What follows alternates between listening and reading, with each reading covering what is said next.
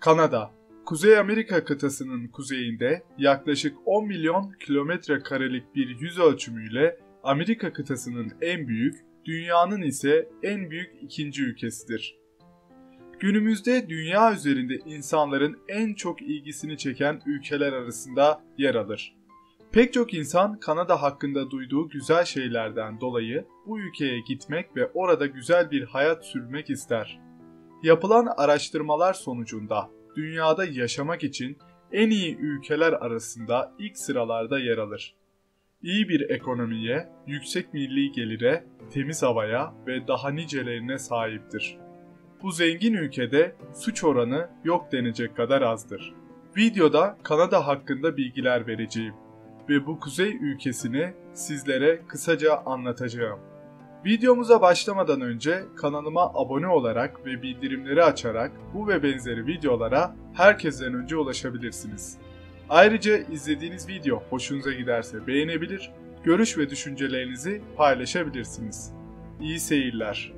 Kanada, dünyanın bir ucunda bulunan, yüz ölçümü olarak büyük, nüfus olarak az olan Kuzey Amerika ülkesidir. Batısında Amerika'nın Alaska eyaleti ile komşudur. Güney sınırında yine Amerika Birleşik Devletleri ile komşudur. Kanada ile Amerika arasında olan kara sınırı dünyanın en büyük kara sınırıdır.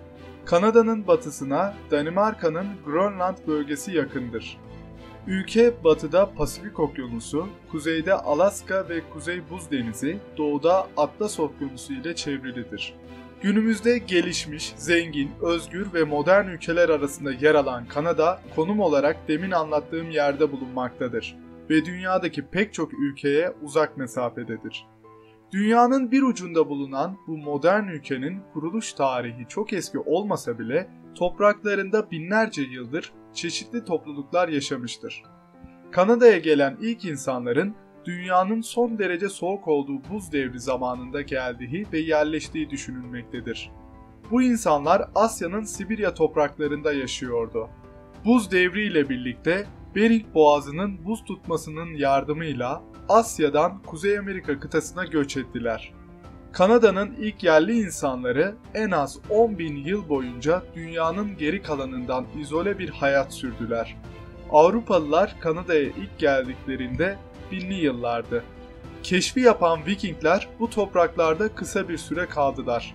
16. yüzyılda Fransız denizci Jacques Cartier Kanada topraklarını keşfetti ve bu toprakları Fransa'ya dahil etti. Kanada Fransızlar tarafından keşfedildiğinde bu topraklarda yaklaşık 2 milyon yerli insan yaşamaktaydı. Bölgede yapılan savaşlar ve Avrupa'dan gelen bulaşıcı hastalıkların hızla yayılması sonucunda yerli halkın %80'i hayatını kaybetti. Ülkede maden bulunamadığından kolonileştirme hareketi yarım kaldı. Fransa bölgede ihtiyaç duyduğu ham maddeleri tedarik etmek için misyonerler vasıtasıyla Hristiyanlığı yaydı. 1629'da Kanada İngilizlerin eline geçse de 1632 yılında tekrardan Fransızların eline geçti. 18. yüzyıla gelindiğinde 7 yıl savaşı sonucunda İngiltere ile yapılan bir anlaşmayla Kanada İngiltere'nin oldu. Böylece İngiliz göçmenler hızla Kanada'ya yerleşmeye başladı. Amerikan devriminin ardından daha çok İngiliz göçmeni geldi. 1 Temmuz 1867'de İngiliz Kuzey Amerika yasasının geçmesiyle Kanada kurulmuş oldu. 1880 yılına gelindiğinde Kanada, Newfoundland ve Labrador dışında şu anki topraklarına sahipti. Kanada'nın başkenti Ottawa'dır ve yaklaşık 1 milyon nüfusuyla ülkenin 4. büyük şehridir. Ülkenin en büyük şehri Toronto'dur. Bu şehirde yaklaşık 3 milyon insan yaşamaktadır. Kanada yüz ölçümü bakımından çok büyük bir ülke olsa da nüfusunun kalabalığı o kadar fazla değildir. Bu ülkede 37 milyon civarında insan yaşamaktadır. Kanada vatandaşlarının %80'i Avrupalı, %14'ü Asyalı ve geri kalan küçük azınlık ise ülkenin yerli halkıdır ve aborjin kökenlidir.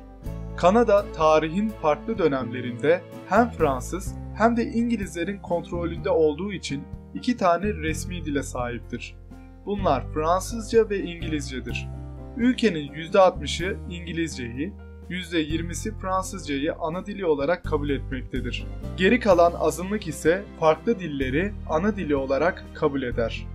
Ülkenin para birimi Kanada dolarıdır. Kanada 10 eyalet ve 3 bölgeden oluşur. Eyaletler geniş oranda özerkliğe sahip olsa da federal hükümetin belirlediği eğitim, sağlık gibi sosyal programları uygulamak zorundadır. Ülkenin yönetim şekli anayasal monarşidir. Pek çok insan Kanada'ya göç etmek ister. Bunun en büyük sebeplerinden biri Kanada'nın özgürlükler ülkesi olmasıdır. Düşünce ve inanç özgürlüğü çok fazladır. Öyle ki ülke nüfusunun yaklaşık olarak %25'i hiçbir dine inanmamaktadır. Ülkede en yaygın din Hristiyanlıktır. Kanada bayrağında kırmızı fonun ortasında beyaz bir kare ve bu karenin içinde 11 uçlu stilize edilmiş kırmızı bir akça ağaç yaprağı bulunur. İkinci Dünya Savaşı'ndan sonra Kanada çok değişmiştir ve hızla gelişmiştir. İmalat, madencilik ve hizmet sektörlerinde artış yaşanmış, ülke kırsal ekonomiden endüstriyel ve şehirsel bir toplum haline gelmiştir. Günümüzde Kanada kendi ihtiyacı kadar enerjiyi üretebilmektedir. Ülkenin doğu kıyısında ve batıdaki 3 eyaletinde zengin doğal gaz yatakları ve önemli doğal kaynaklardan fazla miktarda vardır. Kanada'nın Alberta eyaletinde Dinozor Eyalet Parkı bulunmaktadır. Park, UNESCO Dünya Mirası listesine alınmıştır. Buranın özelliği dünyanın en büyük dinozor mezarlıklarından biri olmasıdır. Bölgede 75 milyon yıl öncesinden kalma balık, sürüngen, dinozor ve ilkel memeli canlılara ait fosiller bulunmuştur. Bulunan fosiller o kadar çeşitlidir ki 500'den fazla canlı ve dinozor türüne aittir. Niagara Şelalesi'nin 2/3'ü Kanada toprakları içerisindedir.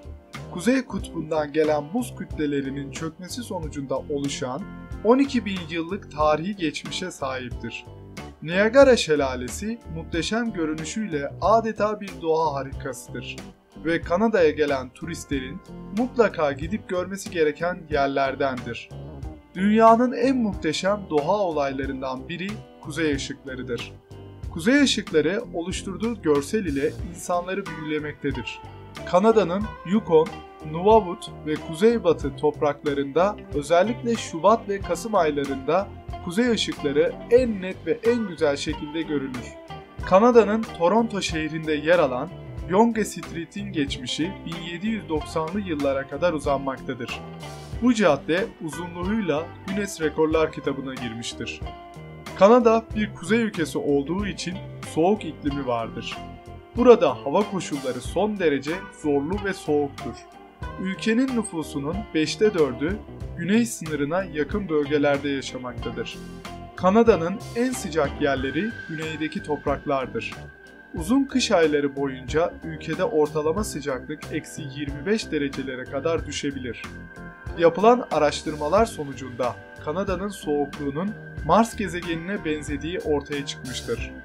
Kanada'da en sıcak ay Temmuz'dur.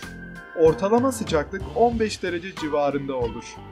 Ülkenin ortalama yaz sıcaklığı birçok ülkeye göre çok düşüktür.